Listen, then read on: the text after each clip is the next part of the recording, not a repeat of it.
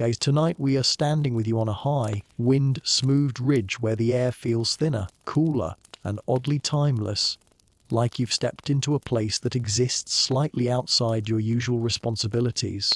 Below you, clouds drift lazily, not in any hurry at all, and above you the sky has that deep, velvety blue that only seems to appear right but true sleep takes over. This is Mount Olympus, at least the version filtered through centuries of retelling, and you are here not as a hero, not as a scholar, but as a tired observer who probably won't survive this if divine temper tantrums start flying. So, before you get comfortable, take a moment to like the video and subscribe, but only if you genuinely enjoy what I do here. As you settle in, imagine people all around the world listening along with you right now. Maybe post your location and local time in the comments, because somewhere it's very late and someone is already half asleep. Now, dim the lights, maybe turn on a fan for that soft background hum, and let's ease into tonight's journey together. You begin to walk slowly, because rushing on Olympus feels inappropriate, like jogging through a library. The ground beneath your feet is solid marble and rough stone mixed together, smoothed by myth and weather alike. Somewhere nearby, divine footsteps echo, not loud, not dramatic, just the sound of immortals starting another endless day. One mainstream historical fact slips in gently here, egg. Ancient Greeks genuinely believed Mount Olympus, the real mountain in northern Greece, was the physical home of their gods, its frequent cloud cover making it the perfect hiding place for beings who preferred privacy. As you wander, you realize how practical that belief is.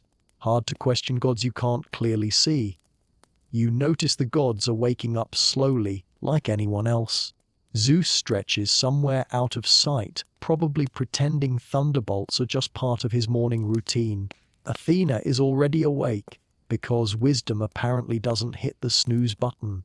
Hermes darts past you in a blur, already busy, already late for something. You keep your head down, because eye contact with immortals seems risky, and you remind yourself that you're only here to observe, not to challenge cosmic authority. There's a strange calm to all of this. Olympus isn't loud yet. It's not the dramatic shouting match you might expect from family members who've been holding grudges for several thousand years. Instead, it hums softly, like a city before rush hour. You breathe in air that smells faintly of ozone and mountain flowers, and you start to feel that pleasant heaviness behind your eyes. This is a bedtime story after all, even if it involves gods who turn into animals for questionable reasons later on. We'll get there, but not yet. As you walk, you pass enormous pillars and half-open halls where feasts either just ended or haven't started yet. Historians still argue whether the detailed descriptions of Olympus found in ancient poetry were meant as literal geography or symbolic representations of power structures in Greek society. For now, you don't care. You're just impressed that no one has tripped over a toga yet. A quirky tidbit drifts in as you pass a quiet courtyard. Some ancient storytellers imagined Olympus as having automatic doors and self-moving furniture, basically mythological smart home technology. You picture a golden chair scooting itself politely closer to a table, and it almost makes you smile. Even the gods, it seems, liked convenience. You continue onward, and your pace naturally slows. The gods may be immortal, but you are not, and Olympus seems designed to remind mortals of that. Time feels stretched here, like taffy pulled too far. You remember that these myths weren't just entertainment, they were explanations. Thunder wasn't random, seasons weren't accidents. Human suffering wasn't meaningless. It was all part of an elaborate story where powerful beings behaved suspiciously like flawed people. You reach an edge where the mountain drops away into endless mist. Looking down, you feel small, but not scared. More like gently humbled. This is the feeling Greek myths were good at creating: awe without comfort, wonder without guarantees. Somewhere far below, humans are waking up, tending fields, arguing in marketplaces, completely unaware that their lives are being quietly observed, judged, and occasionally interfered with by bored deities. A light joke floats through your mind that even the gods probably needed coffee before smiting anyone. But coffee hasn't been invented yet, so everyone's just grouchy. You sit on a smooth stone bench that feels like it's been warmed by centuries of sunlight. Around you, Olympus continues its slow morning ritual. Apollo tunes a lyre, testing notes that sound like sunlight feels. Mars stomps by, already annoyed, because war gods are rarely morning people. Aphrodite passes with that effortless grace that makes you suddenly aware of your posture. You adjust slightly, then remember she's a goddess and you're basically background scenery. There's an underlying order here, even if it's messy. Zeus rules officially. Everyone else negotiates their place around that fact. This mirrors something very human societies explaining hierarchy through stories. Historians still argue whether myths like these reinforced political authority or simply reflected it. But as you sit there, half listening to divine murmurs, it feels more like a shared understanding than strict control. Your eyelids grow heavier now. Olympus fades a little at the edges, like an image losing focus. The gods continue their routines, eternal and oddly mundane. You realize this is just the beginning. Before gods, there was chaos. Before order, there was nothing you could really stand on. For now, though, you let yourself rest here, balanced between sky and story, knowing that as you drift deeper into sleep, the world itself will gently rewind to its very beginning. You let that warm stone bench behind you fade as you keep walking, and the air around Olympus thins until it no longer feels like air at all. It's quieter now, not the peaceful quiet of sleep, but the kind that exists before anything has decided to exist yet. You step forward and realize you're no longer really on a mountain. Olympus has dissolved behind you without ceremony, and you're drifting into something older, stranger, and far less organized. This is chaos, and despite the modern meaning of the word, it's not screaming or exploding, it's just empty. An ancient Greek would have told you that chaos was a yawning gap, a vast nothingness, more like a cosmic pause than a mess. One mainstream historical fact slides in gently here in Hesiod's Theogony, one of the earliest surviving Greek texts about the gods. Chaos is the very first thing to exist, coming before earth, love, or the sky itself. You imagine opening a book and finding not a story, but a blank page that somehow still counts as chapter 1. You float, or maybe stand. Orientation doesn't really apply yet. There's no up or down, no warm stone under your feet, no dramatic background music.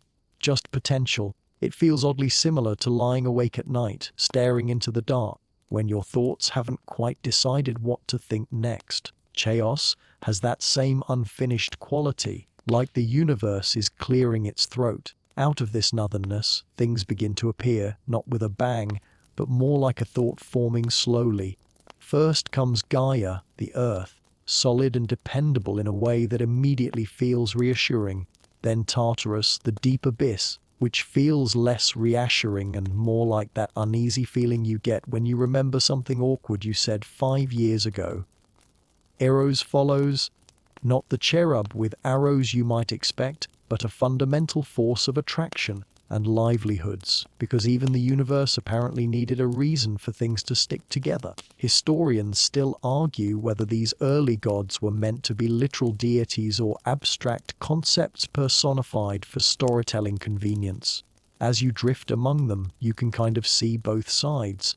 Gaia feels real enough to lean on, while Eros feels more like a principle humming quietly through everything. The reason this emptiness doesn't stay empty for long.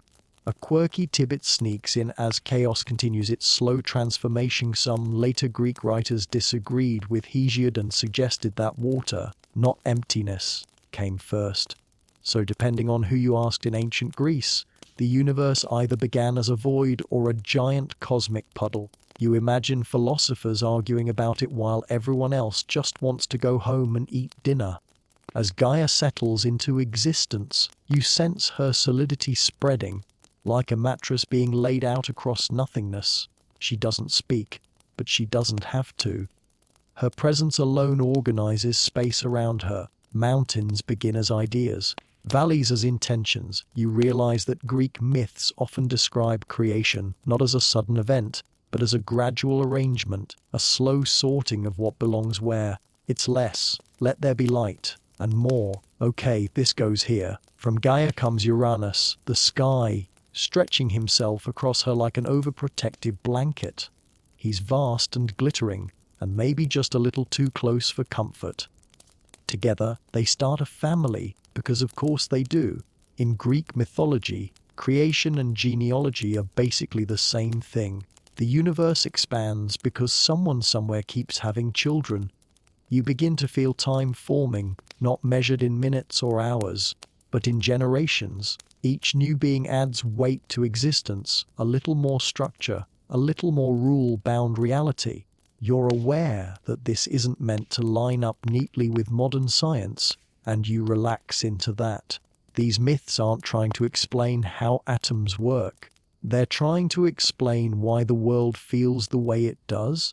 A light joke drifts through your mind that even the universe's origin story involves complicated family relationships, which feels uncomfortably familiar. Gaia and Uranus produce the Titans, powerful beings who embody forces like memory, time, and oceans.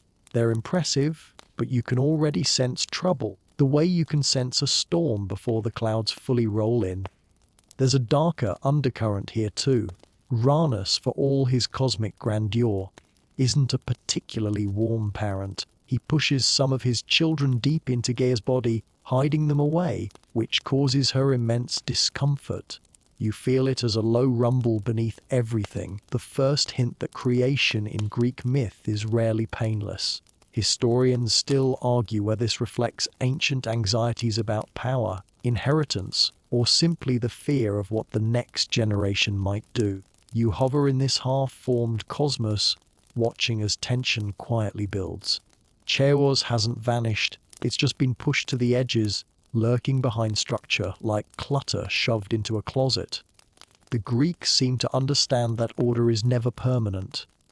It's always something you arrange, not something you finish. Your thoughts slow as the story thickens. The shapes around you become more defined, but your awareness becomes softer, fuzzier. This is the sweet spot, where information slips past your defenses and settles into long-term memory, or maybe straight into dreams. You notice how natural it feels to accept gods being born from emptiness, concepts becoming characters, because at this hour, logic is tired too. Another small joke floats big: if chaos is the beginning of everything, it's comforting to know the universe started in roughly the same mental state you're in right now. Unfocused, quiet, and full of vague possibilities. As Gaia grows stronger, you sense that this era can't last. Power is accumulating, and in Greek myth, accumulated power always leads to conflict. The Titans are here now, looming, significant, and not yet aware of how badly things are going to go for them. Chaos has done its job. The stage is set. Families are forming. Grudges are loading in the background. You feel yourself being gently carried forward, away from the formless beginning and toward an age where beings with names and personalities will start making very questionable decisions. The emptiness recedes, replaced by a world that is solid enough to stand on and complicated enough to cause problems. And as you drift onward, heavier, sleepier, you can sense that the next figures waiting for you are enormous, powerful, and absolutely incapable of keeping peace in the family. You move forward without really walking, carried along by the slow momentum of the story itself, and the emptiness of chaos is now well behind you. Things feel heavier here, more settled, like furniture has finally been arranged in a room that was echoing just moments ago. This is the age of the Titans, and you feel their presence before you properly see them, the way you feel a large building nearby before it comes into view. They are huge, not just in size but importance. The Titans are the children of Gaia and Uranus, and they carry themselves like beings who know they were here before the rules were written. One mainstream historical fact gently grounds you: Most of what we know about the Titans comes again from Hesiod's Theogony, which lists 12 primary Titans, 6 male and 6 female, each associated with fundamental aspects of the cosmos. Balance mattered, even when everything else was unstable. You stand quietly as they take their seats, not on thrones exactly, but in positions of influence that feel permanent. Oceanus stretches outward endlessly, his domain wrapping the world in flowing borders. Hyperion radiates light and observation, an early version of solar authority. Mnemosyne holds memory itself, calm and attentive, like someone who never forgets a detail you wish she would. Time, embodied by Cronus, watches everything with a sharp, measuring gaze that makes you vaguely uncomfortable, the same way clocks do when you're trying to fall asleep. Despite their power, there's an odd stillness to their rule. The Titans don't rush, they don't panic. This is an era of long durations and slow changes, where centuries pass like deep breaths. You realize that Greek myths often portray earlier generations of gods as more elemental and less emotionally expressive, as if personality intensifies over time. Historians still argue whether this reflects evolving storytelling traditions, or a deliberate attempt to contrast raw power with later, more relatable gods. A quirky tidbit drifts in as you observe thing. Some ancient sources describe the Titans as inventors of basic human skills, like observation of the stars or early measures of time, suggesting they were not just rulers but teachers of civilization. You imagine Cronus handing out the concept of later and sooner, and immediately regretting it. The sky Uranus is still there, stretched overhead, but his presence is tense. He watches his children warily, especially the ones Gaia hid away inside her depths, the Cyclopes and the 100-handed Hecatonchires. They are powerful in a raw, unsettling way, and Uranus wants none of it. Gaia, however, remembers everything. You feel her frustration building like pressure under stone, a reminder that even cosmic mothers have limits. This is where discomfort creeps in. The Titans may rule, but the family is already fractured. Cronus, the youngest and cleverest of the Titans, listens closely to Gaia's quiet resentment. He's attentive in a way that feels dangerous. You sense ambition there, mixed with fear, because Uranus has made it clear that he doesn't trust his children. And in Greek myth, mistrust is basically an invitation for betrayal. A light, sleepy joke floats through your mind that no one in this family has discovered group therapy yet, and it really shows. Instead, Gaia forges a sickle from stone and hands it to Cronus, asking him to do what she cannot. This moment is heavy, deliberate, and unhurried. Even acts of violence in these myths are often treated as inevitabilities, not sudden explosions.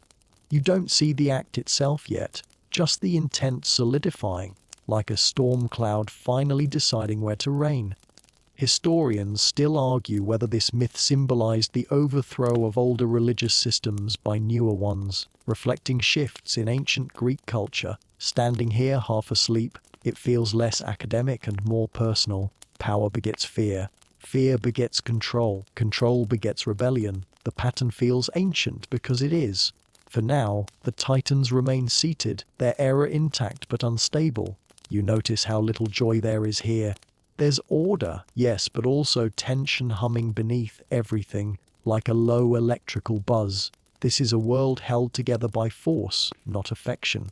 The Titans maintain balance, but it's a strained balance, the kind that makes everyone nervous to move too quickly. You drift along the edges of their world, careful not to draw attention.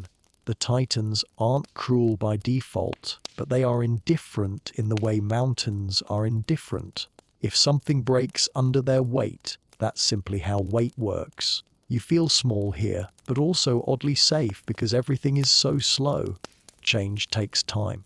Nothing sudden happens in the age of Titans. As your awareness softens, you realize this calm cannot last. Cronus's grip tightens on that stone sickle. Metaphorically speaking, Uranus looms overhead, unaware or unwilling to act. Gaia waits, patient as only the earth can be.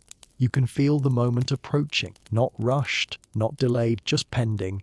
Your thoughts begin to blur at the edges. The Titans settle deeper into their rule, unaware that their dynasty has already started cracking from within. Sleep pulls at you gently now, encouraging you not to worry about what comes next just yet. But somewhere in the dark, time itself is preparing to make a very decisive move. You don't really notice when the moment happens, because in this age nothing arrives with a drumroll. 1 second Uranus still stretches across the sky, vast and watchful, and the next his rule is over. Cronus has acted. The details are ancient, symbolic and intentionally uncomfortable, so your mind is allowed to blur the sharpest edges. What matters is the shift. The sky withdraws, power changes hands, and suddenly, time itself is sitting on the throne. Cronus rules now and the world exhales in relief. Gaia's burden eases, the Titans settle into a new order, and for a while, things actually seem better. Uranus is gone from daily affairs. The imprisoned siblings are no longer actively pressing against the Earth, and the cosmos feels calmer. One mainstream historical fact rests here quietly. The Greeks saw Cronus's reign as a kind of mythological golden age, before human suffering, labor, and inequality fully took hold. You can almost believe it, standing in this softer light, but calm in Greek mythology is rarely trustworthy. Cronus governs carefully. He isn't reckless like some later gods will be. He pays attention. He listens to prophecies, which turns out to be both smart and a terrible idea. A warning reaches him, echoing the same fear that drove his own rebellion on one of his children will overthrow him, just as he overthrew his father. The universe, apparently, loves recycling plotlines. You watch Cronus absorb this information in silence. He doesn't rage. He doesn't panic. Instead, he comes up with what he believes is a very practical solution.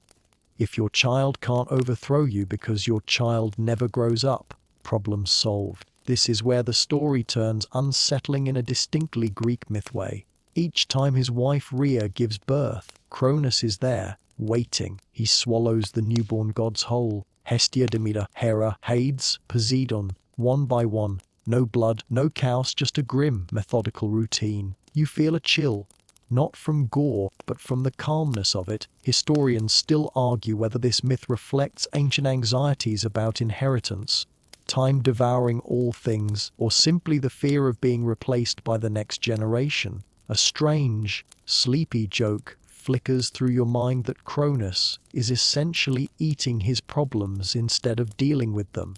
A strategy many humans attempt with snacks at midnight, though usually with less cosmic consequence.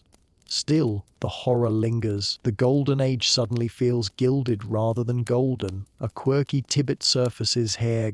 Some ancient artworks actually depict the swallowed gods as still alive inside Cronus, fully conscious, waiting. You imagine them sitting there awkwardly, arms crossed, counting centuries, which somehow makes it both more absurd and more disturbing. Rhea grieves quietly. You sense her exhaustion, not just physical, but emotional, the deep wariness of knowing exactly what's coming each time and being powerless to stop it. The earth keeps turning, time keeps ruling, and no one intervenes. This is another recurring theme in Greek myth. Suffering can persist not because it is unnoticed, but because it is tolerated. By now, the age itself feels heavier. The earlier stillness of the Titans has thickened into something stagnant. Cronus's rule maintains order, yes, but it's an order enforced by fear of the future. You feel it in the air, like time stretching uncomfortably long, refusing to move forward. Days repeat, seasons blur, progress stalls. Rhea, though, is not finished. When her next child is about to be born, something changes. Desperation sharpens into resolve. With Gaia's quiet guidance, she forms a plan that feels almost mundane in its cleverness. When the baby is born, Zeus, Rhea hides him away and hands Cronus a stone wrapped in cloth instead. Cronus, confident and wary, swallows it without looking too closely. Somewhere deep inside him, literal rock joins metaphorical hardness. You allow yourself a soft, tired smile here. Even in myths about gods, distraction and assumption remain powerful forces. Another light joke drifts in. This is the earliest recorded case of someone not checking what's actually in the package before committing to it. Zeus is spirited away to create, hidden in a cave, guarded and nurtured in secret. You glimpse flashes of his childhood in passing, the clashing shields of the curates to mask his cries, the goat Amalthea providing milk, the sense that something dangerous is quietly growing out of sight. One mainstream historical fact anchors this. Many Greek city-states claimed their own version of Zeus's upbringing, each placing his childhood in their region, suggesting local pride played a big role in shaping myth. Meanwhile, Cronus continues to rule, unaware that time itself is being undermined by time's own offspring. The irony hangs thick and unspoken. Historians still argue whether Cronus was meant to be a villain or a tragic figure, trapped by prophecy into becoming exactly what he feared. As you drift here, half asleep, it feels less like evil and more like inevitability wearing a crown. Your thoughts slow. The repeated swallowing, the hidden child, the waiting. It all blends into a rhythm that feels hypnotic. Greek myths are full of motion, but they're also full of pauses like this. Long stretches where nothing seems to change, even though everything important already has. You sense that this age is reaching its limit. The gods inside Cronus are not dead. Zeus is growing. The golden age is tarnished beyond repair. You don't rush ahead. There's no need. This story understands patience. As sleep pulls you deeper, the image that lingers is not the violence, but the silence afterward. Time ruling the world. A stone sitting in a god's stomach, a child growing stronger in the dark, and somewhere the future is quietly sharpening its teeth and livelihoods. You drift forward through the quiet weight of Cronus's reign, and without much warning, that heavy stillness begins to thin. Somewhere far from the Titan's throne, in a cave cooled by stone and shadow, something alive and restless is growing. You don't see Zeus all at once. Instead, you sense him as movement, as energy, as the faint crackle of a storm that hasn't figured out how to thunder yet.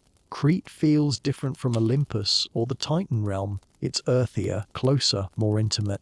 The cave breathes softly, damp stone carrying the smell of minerals and wild herbs. You crouch near the entrance, careful, because secrecy matters here. One mainstream historical fact settles gently into place. Ancient Greeks across multiple regions claimed Zeus was raised in secret on Crete, a reflection of how important this island was in early Greek culture and religion. Even myths, it seems, can't resist local pride. Inside the cave, Zeus grows. Not quickly, not dramatically, but steadily. He's fed on the milk of the goat Amalthea, nurtured by nymphs who understand the stakes. Outside, the Curates clash shields and stamp their feet whenever the baby cries, masking the sound so Cronus won't hear. You find it oddly tender. This violent noise used to protect something fragile. Historians still argue whether this detail symbolizes early ritual dances or simply a mythic explanation for loud, martial ceremonies practiced by ancient Cretans. Zeus doesn't know yet who he is. He doesn't understand power or prophecy. You watch him as a child, strong for his age, curious, occasionally reckless. There's an ease to him, a confidence that hasn't been crushed by fear of replacement. That alone sets him apart from Cronus. A sleepy joke drifts through your thoughts that Zeus is essentially a god raised off-grid. No palace, no throne, just cave life and goat milk, which probably built character. Time moves strangely here. Years pass, but they feel like afternoons. Zeus grows taller, broader, more aware. Storms respond to his moods. Thunder rumbles faintly when he's frustrated. Lightning flickers when he laughs too hard. You realize power in Greek myth often emerges before responsibility, which explains a lot, really. Eventually, Zeus learns the truth. He learns about Cronus, about his swallowed siblings, about prophecy repeating itself like a bad habit. The knowledge settles into him quietly. No tantrum, no immediate rebellion. Just a decision forming slowly like pressure building behind clouds. He doesn't rush. He waits until he's ready. A quirky tidbit slips in Hereg. In some versions of the myth, Zeus is taught wisdom and strategy by Gaia herself, while others say Metis, a goddess of cleverness, helps him plan. You picture strategy sessions in a dim cave, which somehow feels more impressive than any war council in a shining hall. Historians still argue whether Metis was originally a separate deity or an aspect of wisdom later absorbed into Zeus's identity. When Zeus finally leaves Crete, it isn't with fanfare. He moves quietly through the world, disguised, observing. You follow him, half asleep, as he approaches Cronus not with thunder, but with patience. Zeus offers his father a drink, harmless-looking ordinary. Cronus accepts because why wouldn't he? This is his child-free world, his stable rule. The potion works. Cronus begins to retch, and one by one the swallow gods emerge. Hestia, Demeter, Hera, Hades, Poseidon, fully grown, immortal, and understandably annoyed. The moment isn't chaotic, it's cathartic. Order breaks, but only because something long suppressed is finally breathing again. You feel a shift ripple through everything. Time's grip loosens. The future, previously trapped, spills out all at once. Zeus stands among his siblings, not as a dictator, but as a catalyst. A light joke floats through your tired mind that this is the messiest family reunion imaginable, and no one brought snacks. Cronus is defeated, but not destroyed. Some stories send him to Tartarus. Others give him a softer exile. Greek myth isn't always consistent, and that's part of its charm. Historians still argue which version reflects earlier beliefs, but you're less concerned with where Cronus ends up and more focused on what comes next, because this isn't the end. It's the beginning of a war that will shake everything awake. Titans versus Olympians, old order versus new. Zeus hasn't claimed the throne yet, he's just opened the door. As you drift onward, heavier now, sleepier, you feel the first distant rumble of conflict. Like thunder heard from inside a dream, Zeus steps forward, storms gathering at his back, unaware that victory will demand more than strength. The age of hiding is over. You don't wake up to the war so much as you sink into it, the way you sink into a long dream where movement feels slow and inevitable. The moment Zeus frees his siblings, the universe doesn't explode, it stretches. Tension that's been quietly stored for generations finally has somewhere to go. This is the Titanomachy, the great war between Titans and Olympians, and despite how epic it sounds, it unfolds with a strange, grinding patience. You find yourself standing on rocky ground that trembles occasionally, not violently, just enough to remind you that gods are arguing nearby. On one side stand the Olympians, Zeus, Hera, Poseidon, Hades, Demeter, Hestia, newly reunited and still adjusting to the idea that they're allowed to exist in open air. On the other side, the Titans, enormous and ancient, entrenched in a world they helped build and don't intend to surrender politely. One mainstream historical fact settles in Hereg. Ancient sources describe the Titanomachy as lasting 10 years, a symbolic length suggesting endurance rather than constant battle. The war is not a single clash. It's a long sequence of advances, retreats, and stalemates. Mountains are thrown, seas rise and fall, and the sky itself feels bruised. But between these moments, there are long stretches of waiting. Gods recuperate. Strategies are debated. Time drags its feet. You realize this is not an action movie war, it's a drawn-out grind, the kind that exhausts everyone involved. Zeus proves powerful, but not yet unstoppable. His thunderbolts are impressive, but they don't automatically guarantee victory. The Titans, especially figures like Atlas and Hyperion, hold their ground stubbornly. Atlas, broad and relentless, seems almost carved from endurance itself. A quirky tidbit drifts in some later myths claim Atlas volunteered to hold up the sky as punishment, while others suggest he was tricked into it, showing how even ancient storytellers couldn't agree on his level of enthusiasm. Historians still argue whether the Titanomachy reflects a mythologized memory of real conflicts between older and newer religious traditions in ancient Greece. Standing here half asleep, it feels less like politics and more like generational fatigue. Everyone involved believes they're preserving order. They just disagree on what order looks like. The turning point doesn't come from brute force alone. Zeus listens to Gaia. She reminds him of the beings Cronus once imprisoned deep within her, the Cyclopes and the Hecatonchires. You sense Zeus hesitating for a moment. Releasing them is risky. They're powerful, unpredictable, but desperation nudges him forward. Old powers are loosened. Ancient bonds crack. When the Cyclopes emerge, they don't roar dramatically. They simply get to work. They forge weapons. Thunderbolts for Zeus, a trident for Poseidon, a helm of invisibility for Hades. One mainstream historical fact weaves in softly. These tools become permanent symbols of the gods' identities, appearing again in Greek art and literature for centuries. Symbols matter. They help stories stick. The Hecatonchires follow, their many arms hurling stones like rain. The balance tips, not suddenly, but noticeably. The Titans begin to falter, not because they're weaker, but because they're outmatched by change itself. The old world can't adapt fast enough. A light, sleepy joke wanders through your thoughts that this entire cosmic war hinges on freeing co-workers who were unfairly locked in the basement, and once released, they immediately outperform everyone else. Even gods, it seems, underestimate sideline talent. Eventually, the ground stops shaking. The air stills. The Titans are defeated. Some are cast into Tartarus, guarded by the very beings they once helped imprison. Atlas receives his eternal burden. The war ends not with celebration, but with exhaustion. Victory feels heavy. You notice how quietly Zeus takes power. There's no speech, no grand ceremony. Power simply settles where it belongs for now. Historians still argue whether Zeus's rule was meant to represent justice, strength, or merely successful rebellion. From where you're drifting, it looks like survival mixed with opportunity. The world exhales. A new order begins to solidify. And as sleep deepens, you feel the universe stop holding its breath.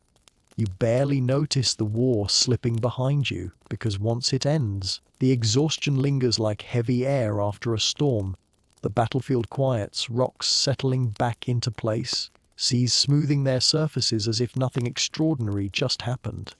Victory, it turns out, feels less like celebration and more like paperwork.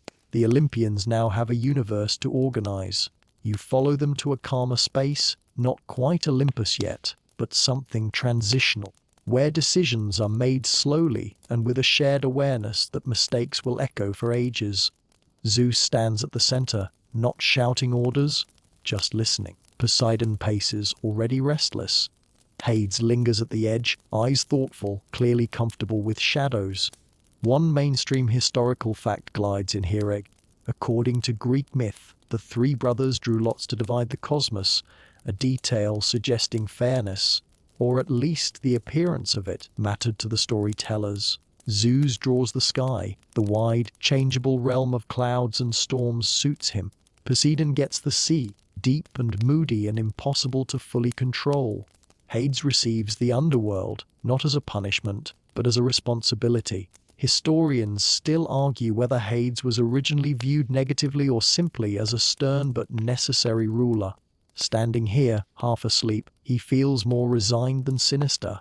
The earth itself remains shared. Mountains, valleys, and cities belong to everyone and no one. A reminder that even gods have limits on ownership. You notice how modern this arrangement feels. Shared spaces, divided responsibilities, an attempt at balance after chaos.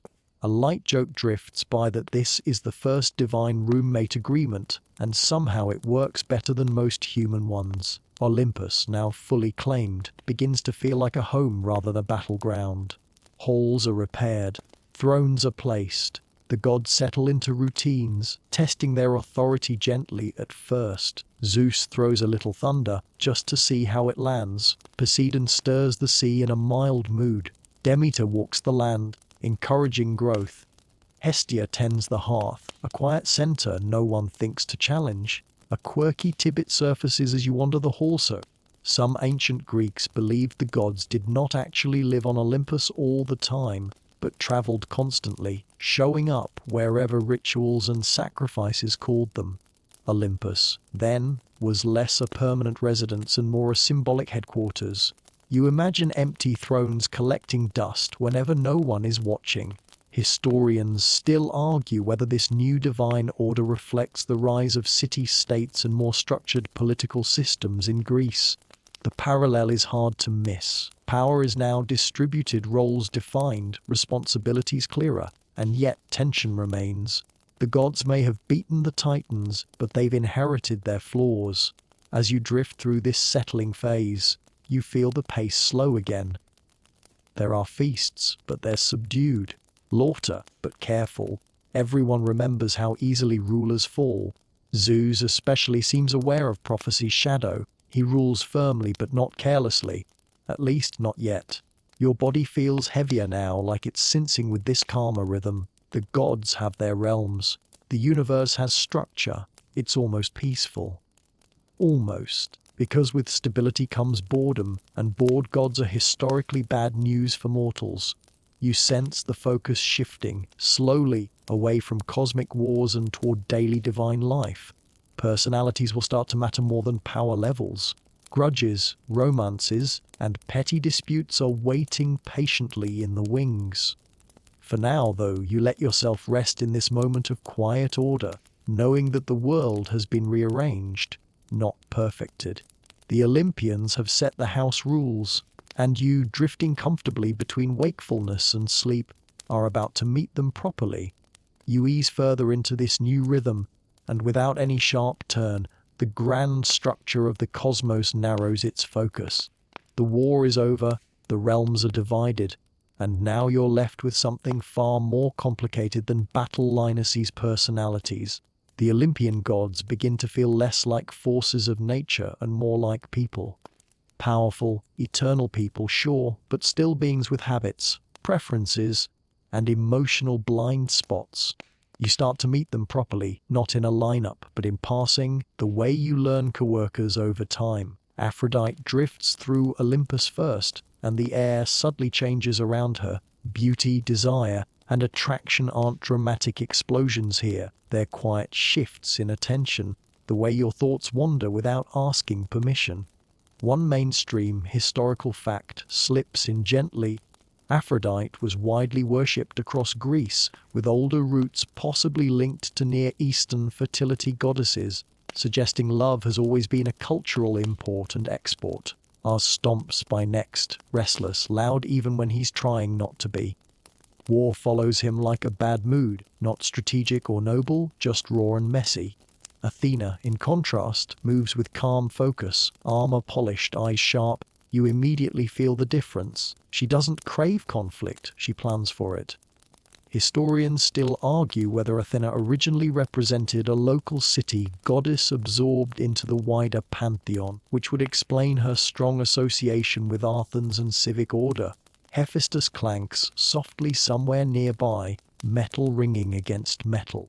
His forge glows steadily, patient and persistent. A quirky tidbit floats in here. Some myths describe Hephaestus crafting not just weapons, but moving statues and mechanical servants, early mythological robots that predate modern science fiction by thousands of years.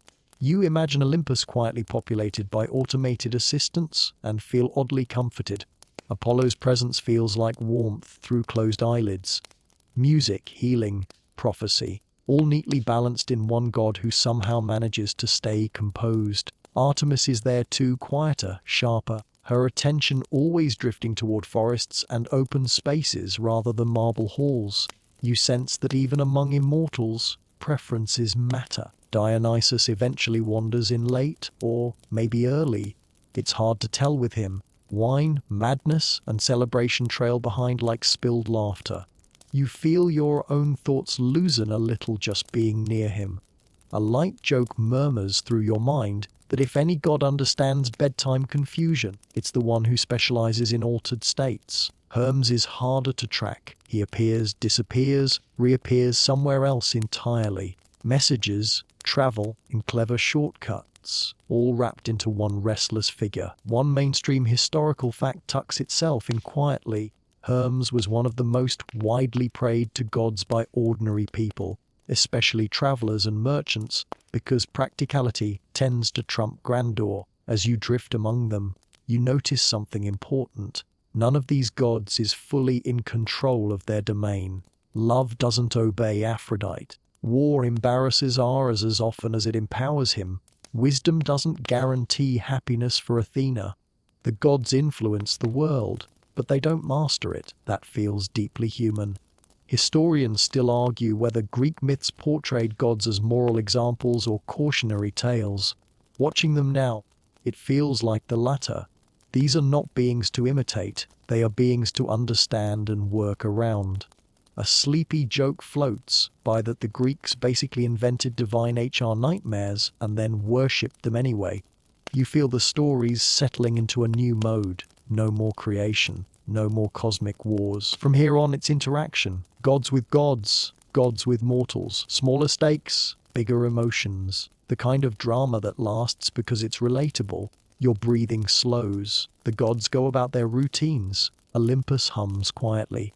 And you, drifting deeper into sleep, realize that these everyday gods will soon start meddling, not out of cruelty, but curiosity, which, as history shows, is often worse. You drift onward without resistance, and the hum of Olympus subtly sharpens, not louder, just more emotionally charged, like a room where someone is smiling through clenched teeth. This is the space Hera occupies, and even half asleep, you feel it immediately. She is presence before appearance, authority before affection. Hera moves through Olympus with measured steps, every gesture controlled. Marriage, order, legitimacy, these are her domains, and they weigh on her like carefully arranged armor. One mainstream historical fact settles in Hereg. Hera was one of the most widely worshipped goddesses in ancient Greece, often revered independently of Zeus, particularly in places like Argos and Samos, where she likely predates his dominance. Power, it seems, is older than the throne it sits beside. You sense the contradiction at the heart of her existence. Goddess of marriage, married to Zeus, protector of lawful union, bound to a husband who treats fidelity like a loose suggestion. Hera's patience is legendary, but not infinite. It stretches across centuries, tightening slowly, never snapping all at once. Greek myth understands something deeply human here, Egg. Restraint can be far more dangerous than rage. Zeus, for his part, is busy, ruling the sky, maintaining cosmic order, and very frequently getting distracted. You don't need to witness every betrayal to understand their effect. The tension is ambient, like humidity before a storm. Hera remembers everything. She doesn't forget. She catalogues. Historians still argue whether Hera's portrayals reflect ancient anxieties about marriage, inheritance, and women's power within patriarchal systems. Watching her now, half dreaming, she feels less like a villain and more like someone enforcing rules in a world determined to undermine them. A soft joke drifts through your mind that Hera essentially runs the longest, most complicated background check system in mythology. Her anger rarely targets Zeus directly. Instead, it moves sideways, finding mortals and semi-divine figures caught too close to his attention. This indirect vengeance feels calculated rather than wild. You notice how often Greek myths punish those with less power, mirroring an uncomfortable reality of ancient and modern societies.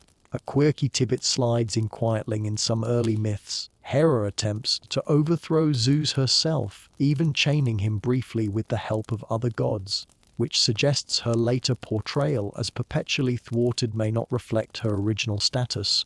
Power, like myth, gets rewritten by whoever wins. You follow Hera into a quiet hall where peacocks are etched into stone, symbols of watchfulness. She pauses, composed, regale, and you realize her strength isn't loud, it's enduring. Zeus's thunder shouts. Hera's memory whispers forever. A light, sleepy joke drifts by that Zeus may rule the sky, but Hera controls the calendar of grudges. As you move on, you feel how this tension shapes Olympus. Affairs, punishments, transformations, and trials ripple outward, setting the stage for countless mortal stories. Hera's long memory becomes the engine behind many myths, a reminder that immortality doesn't soften emotional consequences, it extends them. Your thoughts slow again. Hera remains watchful and patient as Olympus continues its uneasy balance. The house rules are written, but enforcement is another matter entirely. And as you drift deeper into sleep, you sense that wisdom, not power, will be needed next. You move gently away from Hera's quiet vigilance, letting her watchfulness fade into the edges of your awareness. Ahead, Athena waits, not in dramatic armor at first glance, but in a way that subtly commands attention. There's a weight to her presence, not oppressive, just inevitable, like noticing the sharp scent of rain in the air before it falls.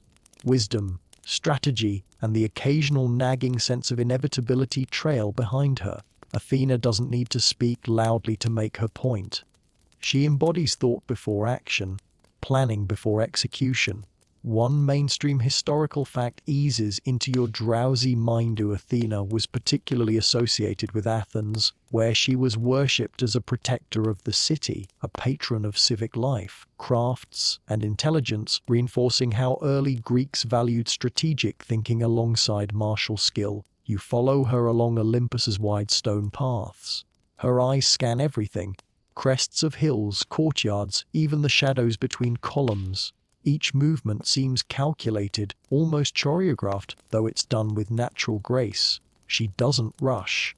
She waits for the right moment, the optimal time to intervene, much like a chess player observing the board. Historians still argue whether Athena's wisdom is intended to be divine intellect, human-like cleverness, or a mix of both. Here, it feels like the third option, a combination that makes her simultaneously approachable and untouchable. A quirky tidbit drifts in as you watch her. Myths describe Athena inventing the flute, only to reject it out of distaste, demonstrating that even gods have very particular tastes. You picture her rolling her eyes at early musical experiments, which oddly humanizes her amidst her immense capabilities. Nearby, you notice Ares clanking about, eager for combat, yet Athena remains unmoved by his displays. She studies him quietly, always aware that raw strength is only half the equation. Strategy, forethought, and timing are the other halves. You realize Greek myth often sets her as a counterbalance to the chaos of war, a voice of measured reason in the cacophony of conflict. As you drift closer, a soft joke floats into your semi-conscious minding. If Ares represents impulsive rage, Athena is the friend who makes you check your tone before hitting reply. It's oddly comforting. Athena's presence influences Olympus subtly. She encourages the gods to think before acting, to plan before punishing, to consider consequences before intervening with mortals. Her influence won't stop divine folly, but it softens its impact, like placing a protective beneath a high wire. You sense the rhythm of her movements. Every glance, every gesture, even the way she walks among statues and columns, reinforces a principle you almost forget while half asleeping. Intelligence is as formidable a power as thunder or the sea. And as you drift further, you feel the pull of ocean's next, restless and vast, as Poseidon awakens with all the sulky force of tides and tempests. You let Athena's measured steps fade behind you as a low, rhythmic rumble begins beneath your awareness. The air tastes saltier here, cooler, and a little more unpredictable. You realize you are approaching Poseidon's realm, and even from a distance, the ocean feels alive, like a being that is sulking but refuses to speak about it. Poseidon doesn't march, he moves as water moves, shifting, powerful, and impossible to pin down. You watch him stride along the shoreline that seems to stretch endlessly, waves curling around him as if in quiet respect. One mainstream historical facts drifts. Poseidon was worshipped not only by sailors and fishermen, but across many Greek city-states as a god who could both nurture and devastate, controlling earthquakes as well as the seas, which explains his moody temperament. It's easy to see why ancient Greeks both feared and revered him. He doesn't call attention to himself with grand gestures. Instead, the ocean mirrors his mood: calm when he is indifferent, turbulent when irritated, mysterious when playful. You sense that anger here is patient and lingering, like the aftertaste of brine on your tongue. Historians still argue whether Poseidon's association with horses and earthquakes reflects older pre-Greek deities absorbed into his mythos, or simply poetic expansion over time. Either way, his domain is vast and unforgiving. A quirky tidbit surfaces as you drift closer. Some sources describe Poseidon as inventing the first horse, not for beauty, but as a tool of power and speed, demonstrating that even the god of water has ambitions that reach beyond his immediate domain. You picture him watching waves crash and thinking, yes, but could they run on land faster? Poseidon doesn't speak often. Instead, he gestures subtly and the sea reacts. You sense that this is not about malice or kindness, it's about equilibrium. His sulks reshape coastlines, flood plains, and the thoughts of sailors alike. Mortals respect him instinctively, not because he's fair, but because Chauce lives in patience. You notice how the waves curl gently against your toes, almost beckoning. He is unpredictable, but not arbitrary. Like all great forces, he balances mood with action and pride with patience. You think of a light joke. If Zeus is the sky with all the noise, Poseidon is the neighbor who stomps his floor at odd hours, reminding everyone of his existence. Historians still argue whether his moody disposition is symbolic of the dangerous unpredictability of the sea or a reflection of cultural fear of natural disasters. Either interpretation fits as you wander along his shore, feeling small but oddly calm. You drift closer to his rituals. Quiet, structured, yet fluid. The ocean reflects stars above, a mirror for the cosmos and for Poseidon's temper.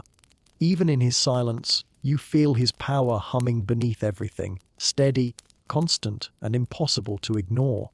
And as you float along, you sense another domain waiting, darker and more hidden, where Hades rules without fanfare, yet exerts authority that mortals never see directly. You let the restless tides of Poseidon's domain fade behind you, carrying the subtle scent of salt and damp stone with you as you move toward shadowed realms. The light dims, not because it disappears, but because Hades exerts his presence quietly, like a cool draft that signals someone has entered the room before you notice. There's no fanfare, no dramatic rumble of thunder, just the weight of inevitability. Hades rules the underworld, the place where mortals go when life is done, and yet, oddly, it doesn't feel frightening.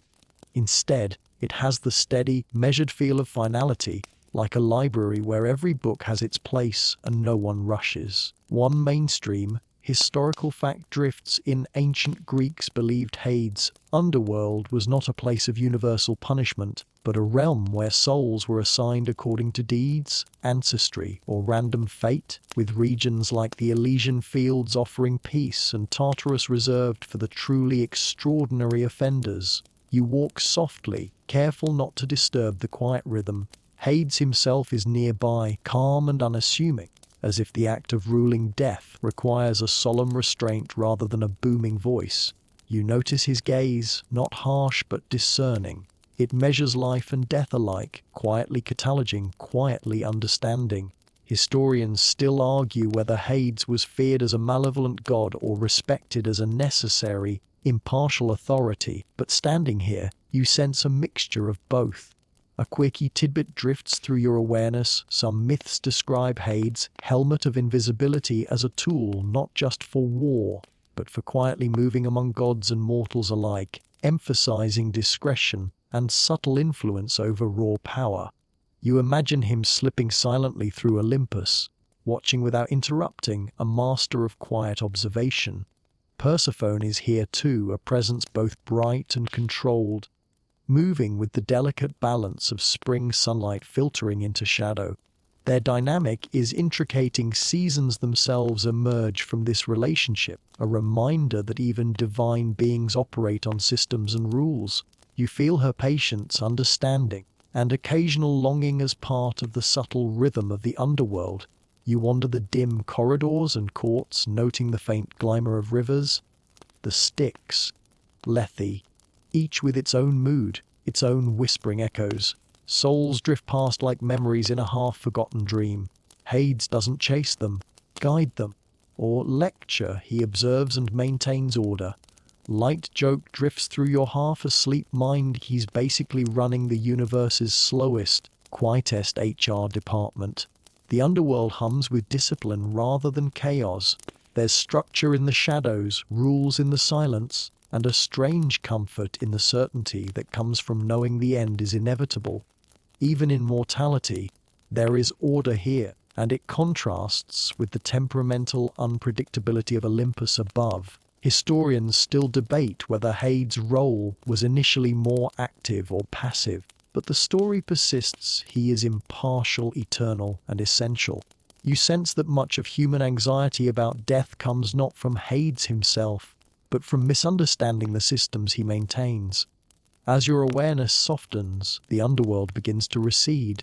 You feel a slow pull upward, back towards sunlight, back toward the warmth and chaos of living spaces where divine personalities intermingle in unpredictable ways. You sense that the quieter domains are giving way to drama, intrigue, and the meddling that makes Greek myths endlessly entertaining. You leave the shadowed calm of Hades' underworld behind, and the air lightens, carrying the subtle scent of gardens, flowers, and cultivated earth. You sense Demeter nearby, moving slowly through fields and groves, her presence calm yet insistently vigilant. The world above, mortal lands, is shaped gently by her hands, the quiet rhythm of seasons unfolding according to her will. Demeter isn't flashy like Zeus, nor unpredictable like Poseidon. She works quietly, and that's part of her power. One mainstream historical fact drifting: Demeter was central to the Eleusinian mysteries, secretive rituals promising initiation into knowledge and rewards in the afterlife, showing that Greek religion valued both cycles of nature and spiritual guidance. You feel that weight as you wander, sensing the balance she maintains between growth and decay. Her eyes track crops, rivers, and humans alike, ensuring the land thrives in a steady rhythm. Yet you notice a shadow in her calm, the grief of Persephone's seasonal absences. Even immortals experience longing, you realize. Historians still argue whether this myth about Persephone's descent was originally about agricultural cycles or the psychological tension of separation. But standing here, you sense both life's productivity and its vulnerability intertwined. A quirky tidbit drifts in. Some myths suggest Demeter taught humans to sow seeds in rows, turning instinct into method, chaos into structure. You imagine ancient farmers quietly following her invisible guidance, unaware they were taking instructions from a goddess who also rules the heart of seasons. You follow her as she moves among fields, noticing the soft, almost imperceptible changes in light and shade. Growth is slow, deliberate, patient, much like the way sleep finally creeps into your mind. Even when storms rage or drought threatens, Demeter persists, illustrating a power that is gentle but unyielding. A light joke floats through your semi-dreaming thoughts. If Zeus controls thunder, Poseidon controls oceans, and Hades controls death, Demeter is the neighbor who quietly waters your garden and silently judges your composting habits. It's domestic, but immensely effective. She pauses at a field's edge, watching crops bend in the wind. You sense the cycles are embedded in her being. Joy and sorrow are inseparable here. Seasons exist because someone notices them, cares for them, and mourns when they falter. Greek myth often uses her to remind mortals that power is responsibility and patience is a form of strength. Her presence gradually fades as you continue your drift across Olympus. You notice how the world above is preparing for interaction, conflict, and drama now. Mortal affairs, divine personalities, and endless curiosity about human behavior begin to ripple through the mythic landscape. And as you glide forward, you sense that Hestia's quiet hearth waits nearby, a stabilizing hum beneath the stirring chaos of life and Olympus above. The warmth of Hestia's hearth greets you almost before you see her. It isn't the glow of fire for spectacle or ceremony.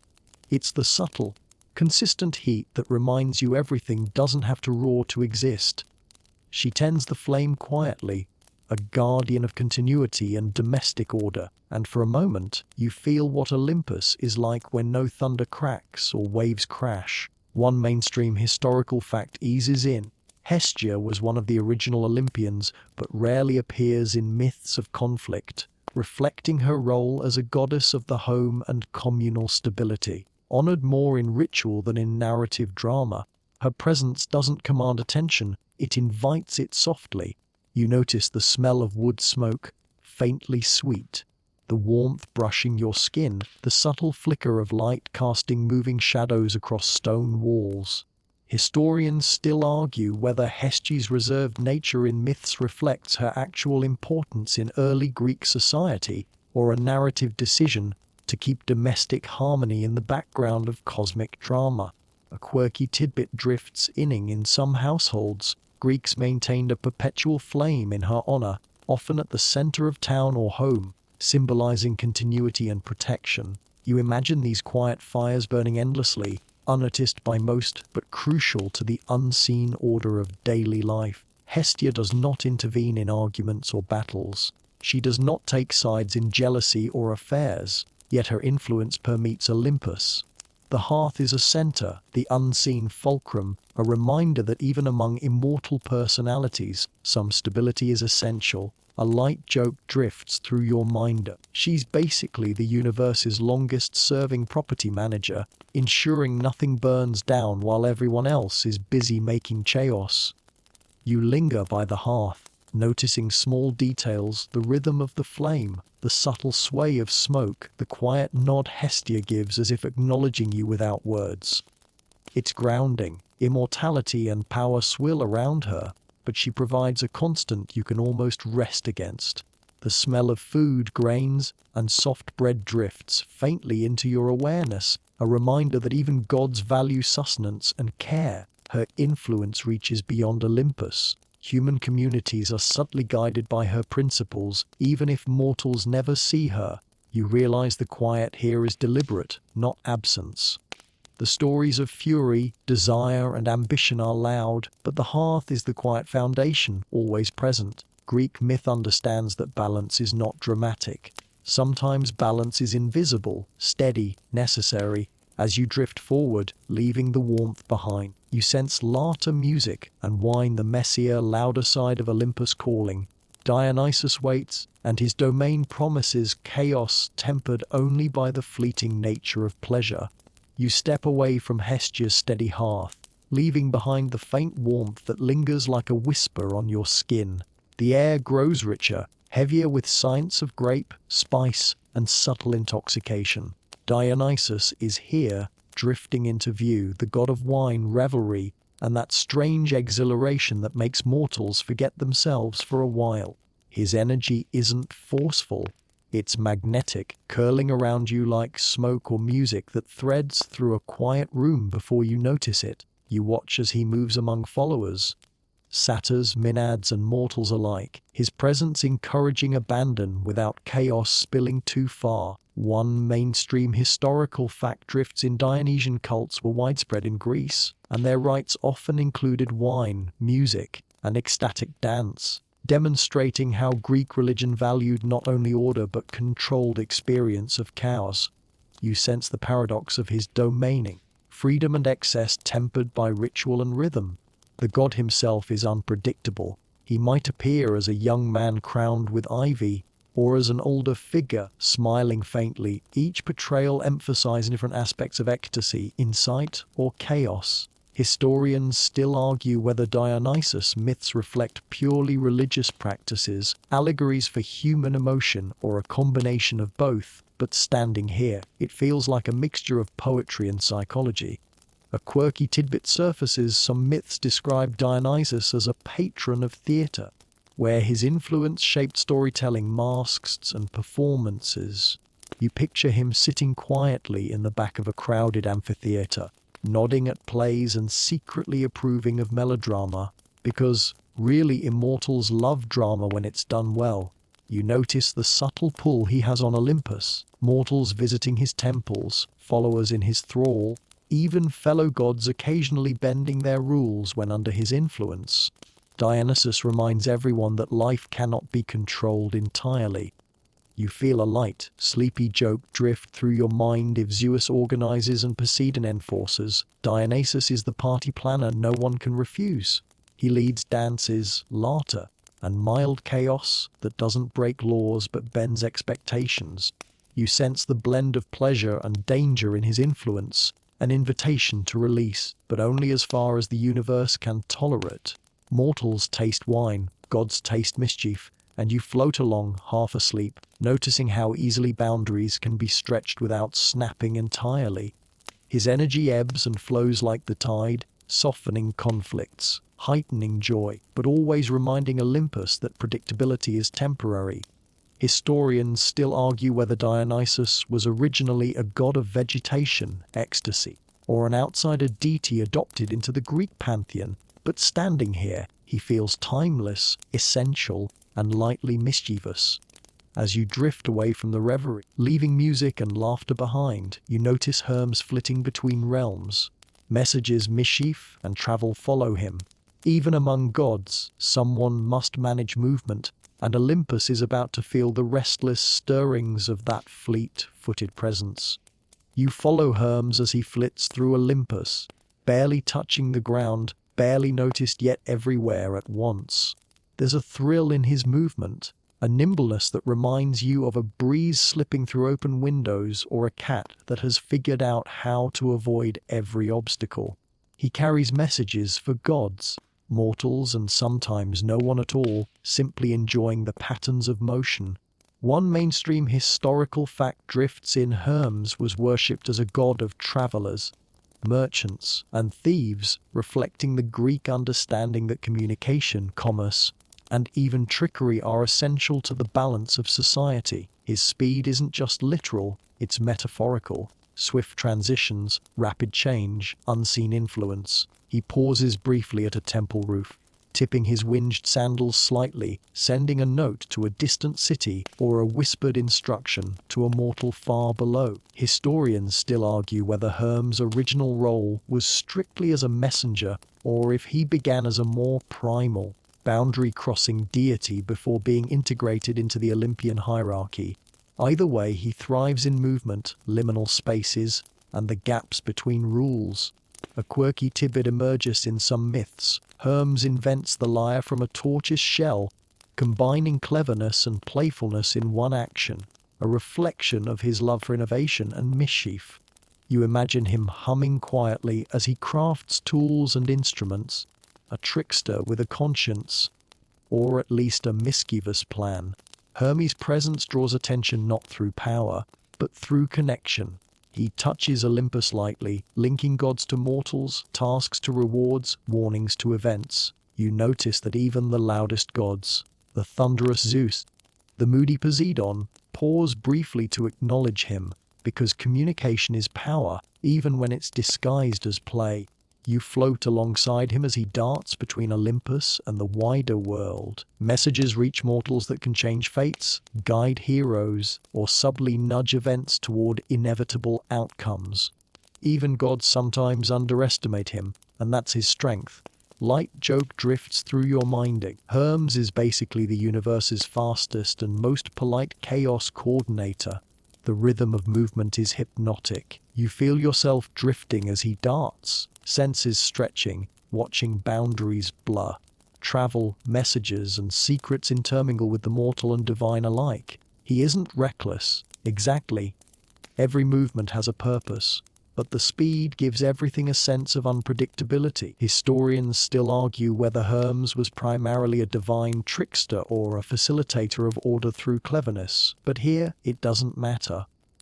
He embodies both, teasing the line between chaos and structure effortlessly. You sense the world bending slightly around him, guided by unseen hands, preparing the stage for mortal heroes, divine quarrels, and tales that will echo for centuries. As you drift further, the calm of Hestia, the revelry of Dionysus, the tides of Poseidon, and the quiet order of Hades all fade softly into a continuous hum. Olympus is alive with personalities, each holding sway, each subtly nudging fate. The next movement belongs to the stories of mortals, heroes, and the ways gods intervene, knowingly or mischievously. You leave Hermes darting along invisible paths, and your senses shift toward Olympus's more intimate dramas. Love, jealousy, and desire begin to thread through the air, subtle but insistent. Aphrodite drifts past, her presence like a gentle heat rising, something that pulls attention without asking permission.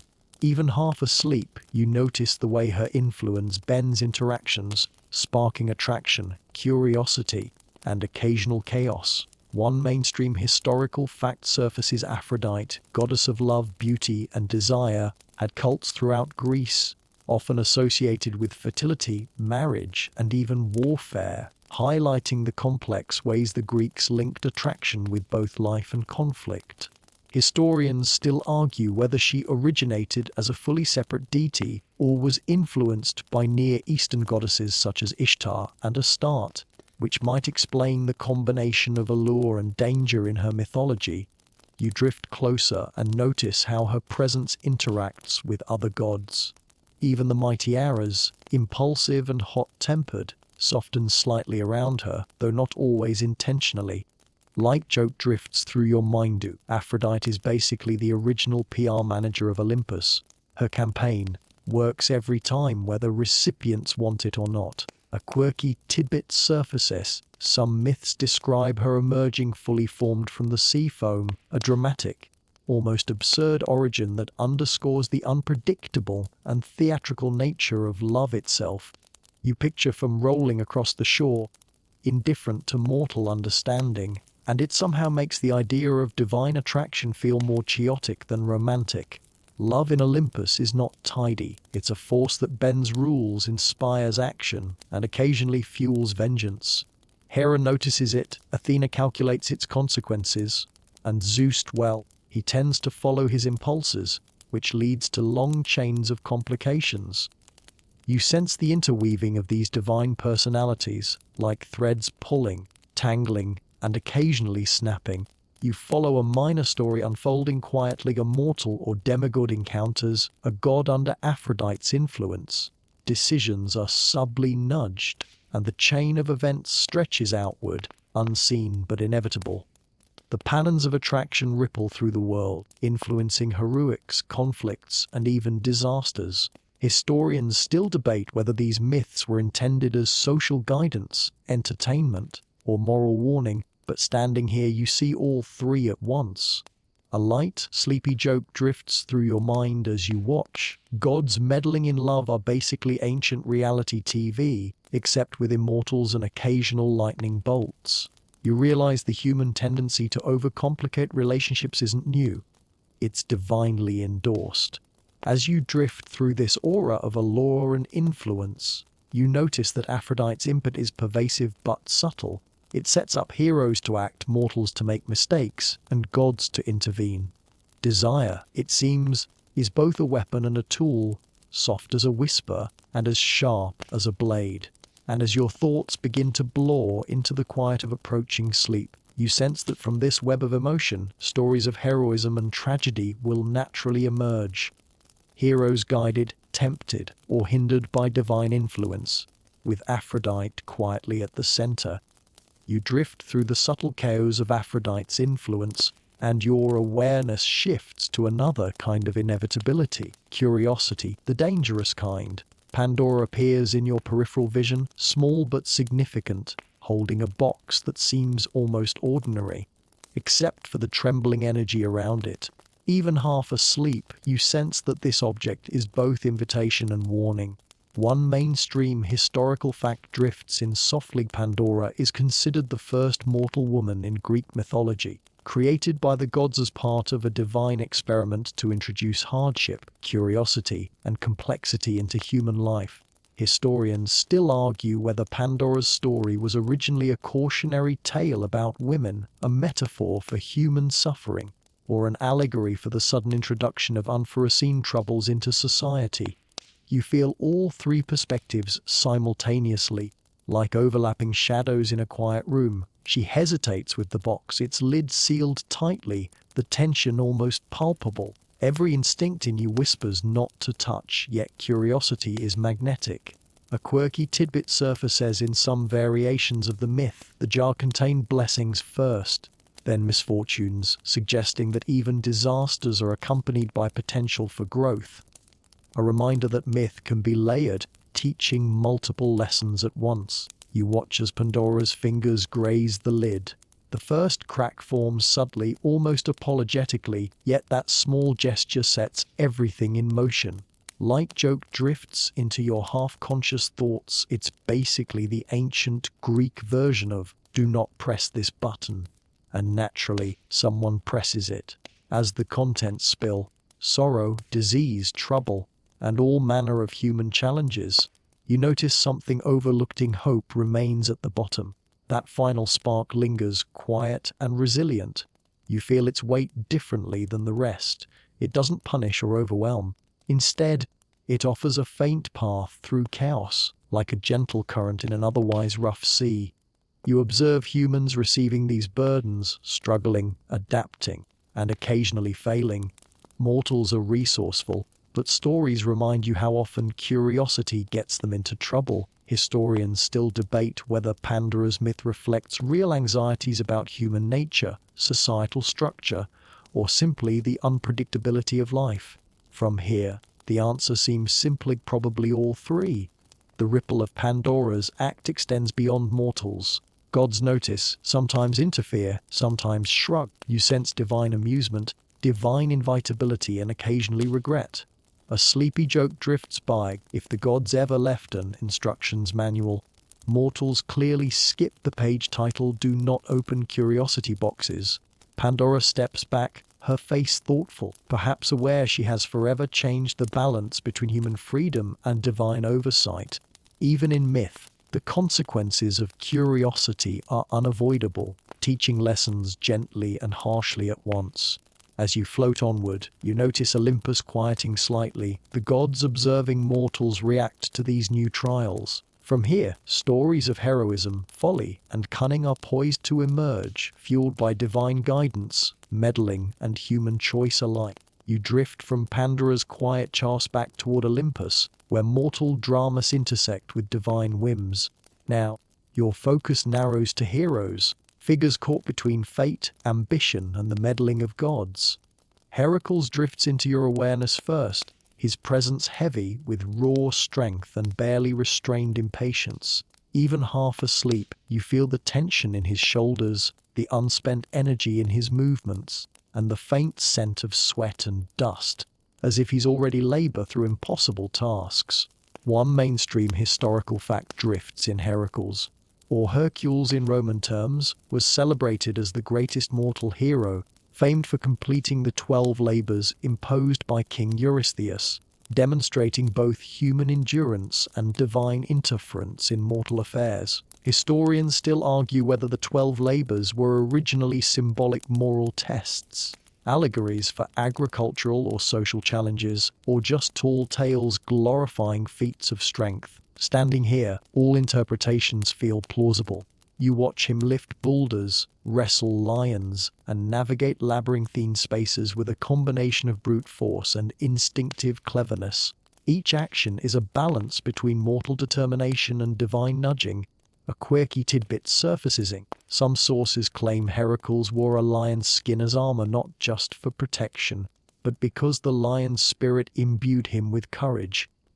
Mythical branding, almost like ancient cosplay with real consequences. Even gods influence his journey. Athena occasionally whispers advice, Hera complicates his path, and Apollo's distant gaze reminds you that no hero walks entirely free of cosmic observation. Light joke drifts through your mind.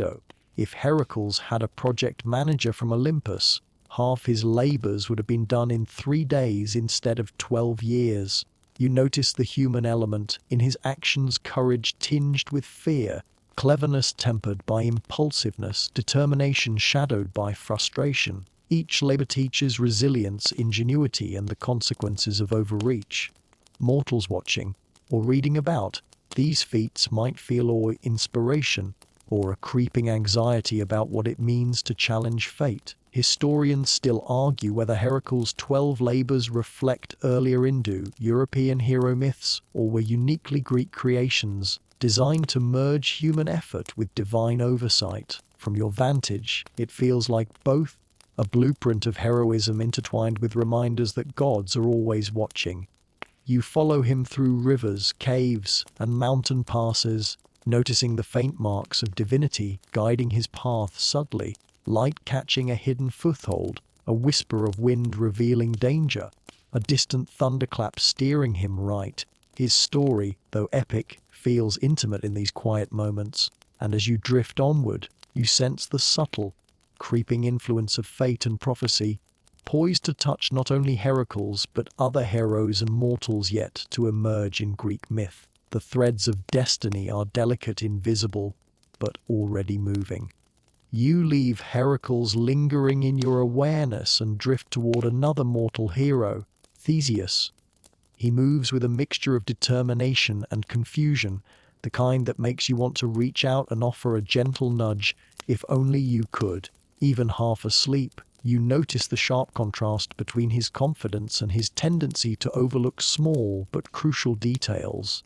One mainstream historical fact surfaces: Theseus is famed for slaying the Minotaur in Crete, navigating the labyrinth with cleverness and courage, and later uniting Attica under his rule. His myths highlight both intelligence and human fallibility, reflecting Greek interest in moral and civic growth alongside heroic exploits. Historians still argue whether the labyrinth story originated as a symbolic representation of palace architecture or ritualistic practices in ancient Crete, but either interpretation enhances the tale's enduring fascination. You watch Theseus preparing to enter the labyrinth. Ariadne's thread, given to him for guidance, is a fragile lifeline. Light joke drifts through your drowsy mindy. If only he had a GPS, he wouldn't have needed divine thread. And yet, myth wouldn't be nearly as compelling. Theseus moves cautiously but impatiently, sometimes second-guessing the thread, sometimes trusting it blindly. You sense the metaphor. Navigating life and challenges often requires both faith and attention to detail. A quirky tidbit drifts in some versions. Theseus forgets to change the black sail to a white one upon his return from Crete, leading to a tragic misunderstanding. Proof that even minor oversights have enormous consequences. The labyrinth itself is oppressive, twisting, and strangely quiet except for faint echoes. Each turn is a test of spatial reasoning, courage, and instinct.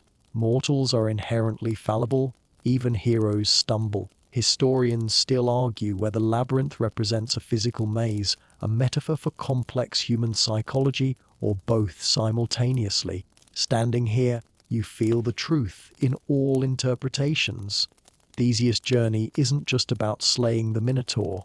It's about navigating the pressures of expectation, divine oversight, and personal courage. Gods watch from above, Arion aiding Poseidon, occasionally hinting fate, and the persistent reminder that choices, however small, ripple outward. You follow him through the labyrinth's corridors, sensing tension and anticipation. Light joke drifts in a gang. Navigating divine bureaucracy is harder than fighting monsters, but neither comes without headaches. By the time he emerges, thread in hand, victory feels both monumental and quiet. The world outside waits, oblivious to the immense effort required to make sense of a maze, literal or metaphorical. You notice how mythology blends heroism with human error, teaching that even greatness is intertwined with small mistakes, forgotten signals, and overlooked details. And as you drift away, you sense the next journey unfolding. Odysseus, already on his long, winding path home, his adventures stretched across seas, islands, and trials both mortal and divine. You feel yourself drifting from the structured heroism of Theseus into something far more sprawling: the journeys of Odysseus. The air tastes of salt, sweat, and worn leather, carrying the faint tang of faraway islands and stormy seas. Even half asleep, you sense the cleverness and stubbornness that define him, qualities that both guide and torment him in equal measure. One mainstream historical fact surfaces: Odysseus, king of Ithaca, is central to Homer's Odyssey, a narrative blending adventure, cleverness, and divine intervention, with a journey that spans 10 years after the Trojan War. Historians still argue whether the Odyssey reflects historical voyages, allegorical morality lessons, or both simultaneously, a question that seems most unanswerable even as the narrative unfolds. You watch him navigate the waves, constantly balancing between mortal skill and divine interference. Athena's guidance tugs him toward clever decisions, while Poseidon's wrath creates obstacles at every turn. Light joke drifts through your semi-conscious minding. If only he had a map app, he might have returned in a week instead of 10 years, but myth wouldn't be nearly as rich. The trials are both physical and mental. Cyclops, sirens, and storms test his endurance and ingenuity, while moral challenges, loyalty, temptation, and leadership shape his character. A quirky tidbit drifts in. In some later myths, Odysseus uses wine and clever storytelling not just to survive encounters, but to manipulate perceptions and livelihoods, demonstrating that cunning often outweighs brute force in Greek thought. Odysseus is constantly aware of the consequences of choices, yet the gods' meddling complicates even the simplest decisions. Historians still argue whether the gods in the Odyssey serve primarily as narrative tools, reflections of human psychology, or both. From where you drift, it feels like a combination. Divine influence magnifies human traits, for better or worse. You notice small details, the rhythm of oars in a quiet bay, the smell of smoke from a distant fire, the glimmer of a hidden shore. Each sensory fragment becomes a part of his journey, a reminder that survival relies on observation, timing, and courage. Light joke drifts again. Odysseus might be the original guy who takes the scenic route, but somehow survives to tell the tale, showing the value of stubborn creativity. Even in semi-conscious observation, you sense the tension between human agency and divine design. Odysseus' cleverness, bravery, and occasional recklessness illuminate a key Greek lesson. Wisdom and resourcefulness often outweigh sheer strength. As sleep tugs you deeper, you sense that every encounter, every island, and every obstacle is not only a story of adventure, but a reflection of the delicate interplay between gods and mortals, fate and choice, cleverness and hubris. You drift further into Odysseus' world, feeling the tension of seas that shift between calm and fury, as though the ocean itself reflects both mortal skill and divine temper. The wind carries whispers of sirens, their songs curling like smoke through your drowsy thoughts, impossible to resist yet deadly if fully followed. Even in half-sleep, you sense the danger of temptation, the fragile line between curiosity and ruin.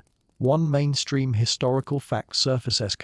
The Odyssey is structured with episodes designed to test not just physical strength but moral judgment, patience, and cleverness, reflecting the Greek ideal that heroism encompasses both mind and body.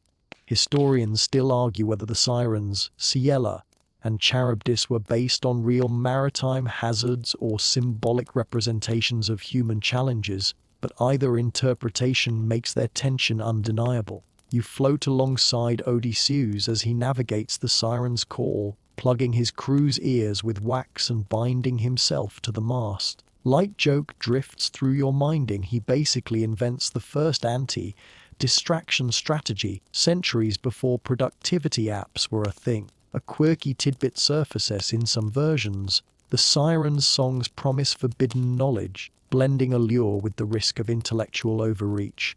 A subtle reminder that curiosity is both gift and curse. You feel this duality, connecting it to Pandora's box and the broader themes you've witnessed across Olympus and the mortal world.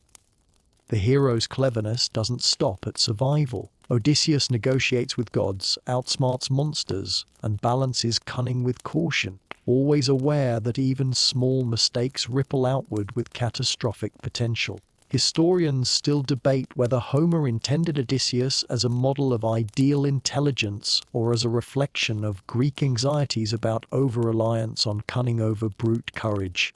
Observing him now, both interpretations resonate. You notice the rhythm of the sea, subtle currents nudging ships toward fate or disaster, even the smallest detail. A wave, a shadowed rock, the smell of salt, becomes part of the story, shaping choices and outcomes.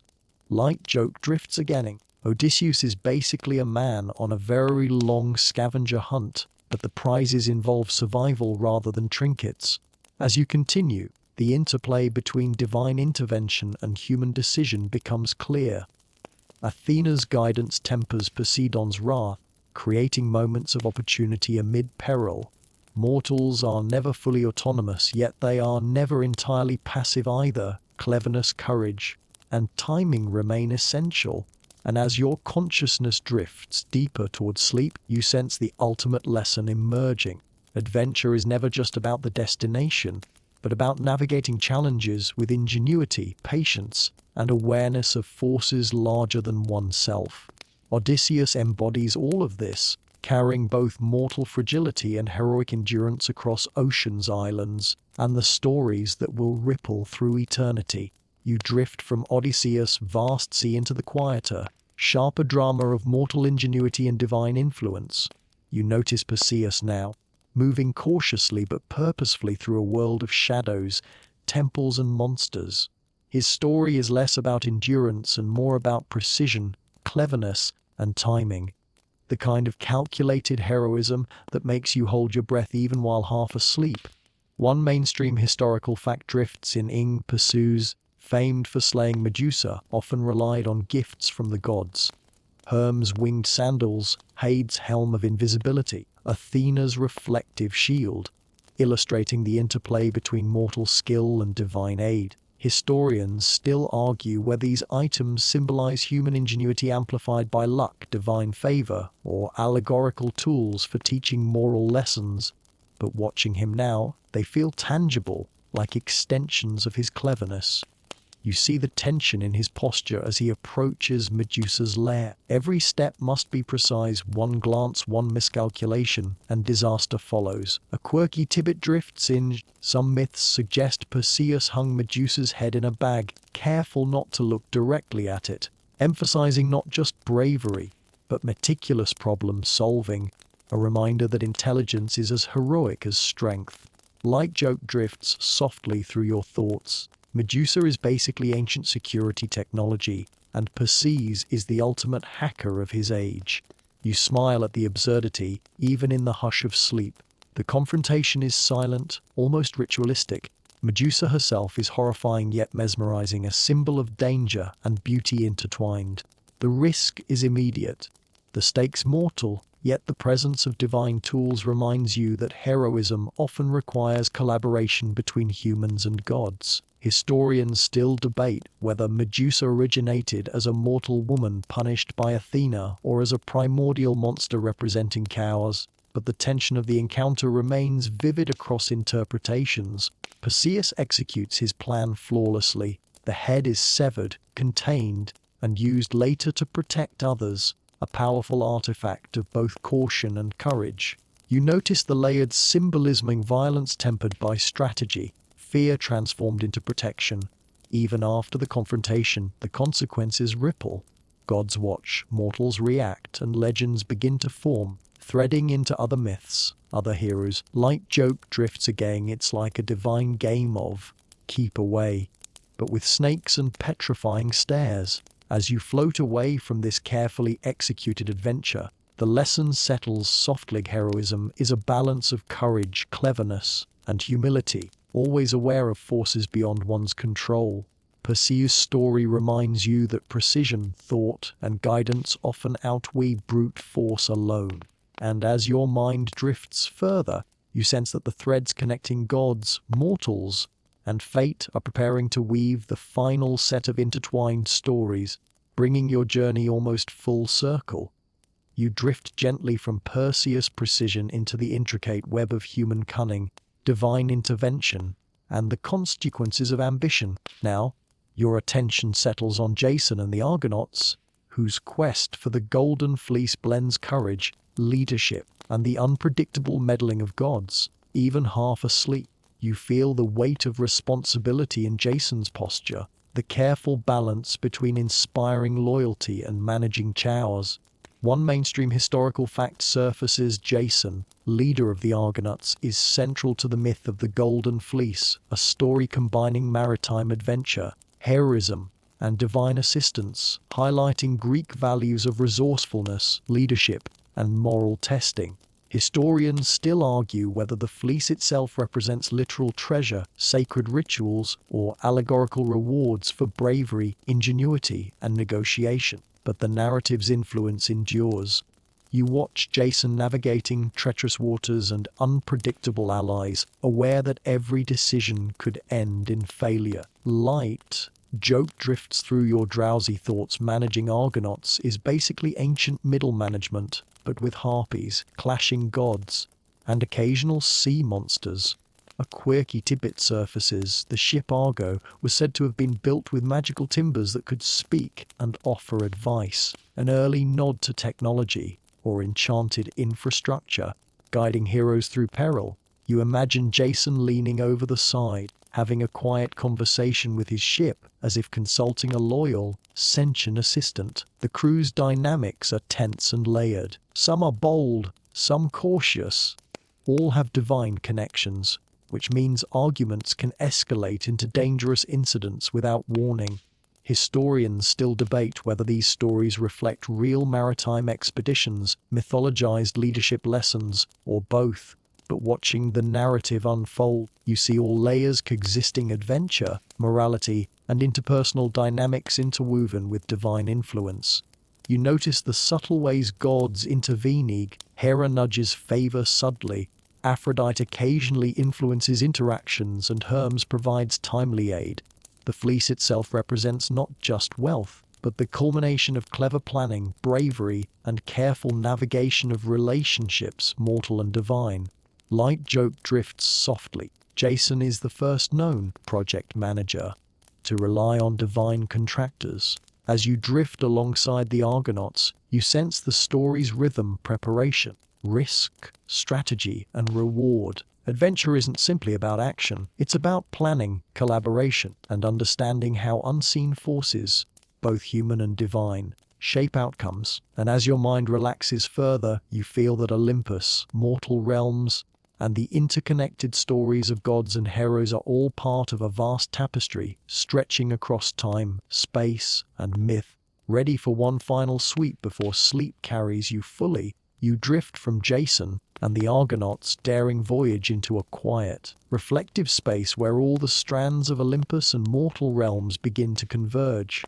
The chaos, cunning, courage, and divine meddling you've witnessed over the course of your journey now feel like threads in a vast tapestry, each vibrating softly but persistently, shaping the world even as you float through it.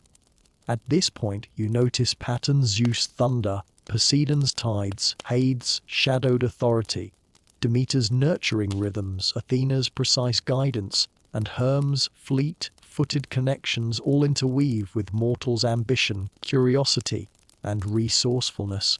One mainstream historical fact surfaces: Greek myths were not merely stories but tools for understanding morality, natural phenomena, and social structures, providing frameworks for education, ritual, and reflection. Historians still argue whether these myths were originally intended as entertainment, moral instruction, or metaphysical explanation, but their endurance suggests they fulfilled all three purposes: Aphrodite's subtle manipulations, Pandora's curiosity, Heracles' labors, Perseus' precision, and Odysseus' cunning all ripple outward, affecting not only their immediate narratives but other myths, creating a network of cause and consequence that mirrors human life itself.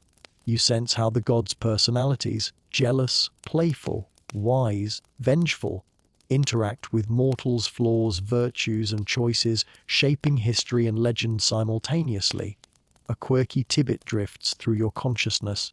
Some scholars speculate that these myths served as early psychological frameworks, offering guidance on how to navigate fear, desire, ambition, and ethics, essentially ancient self-help wrapped in poetry, drama, and epic storytelling.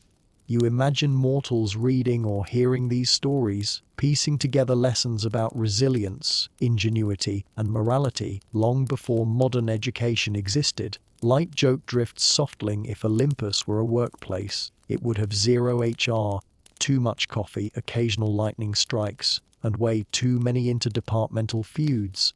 But somehow everything still runs. You feel the ebb and flow of heroism, divine influence, and mortal consequence as a gentle rhythm, like the tide, like the flicker of Hestia's eternal hearth, steady beneath cows. Even as you drift deeper, the story's lessons, caution, cleverness, patience, courage, curiosity, and humility, remain, offering insight that transcends time. This is the point where myths settle into your subconscious, each narrative a soft hum, a gentle echo reminding you that life, like Olympus, is a blend of order, unpredictability, and the choices you make along the way. The tapestry of gods, mortals, heroes, and monsters slowly softens as your mind drifts into a more tranquil space. Olympus, Hades, the seas and mortal realms blur together, no longer separate domains but a gentle, continuous hum of existence. You feel the weight of countless stories settling around you, their edges softening, turning complexity into quiet patterns.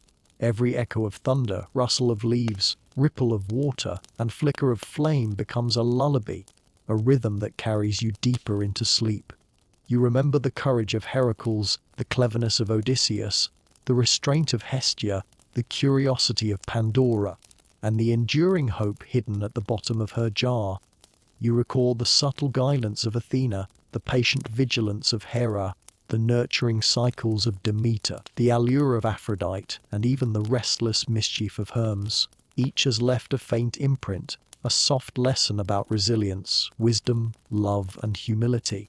The air grows warmer, calmer, scented faintly with sea breeze and wildflowers, a reminder that life, for all its chaos and unpredictability, also contains beauty, rhythm, and quiet order.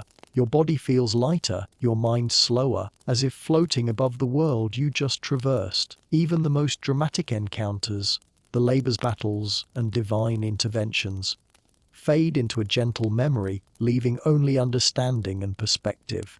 Take a slow breath, letting every sensation sink softly into your awareness. The stories are not gone, they reside in the spaces between thought and dream, waiting to teach, inspire, and soothe. You feel yourself moving into the quiet center of sleep, guided by the gentle hum of myths, the rhythm of history, and the lingering warmth of Olympus' eternal hearth.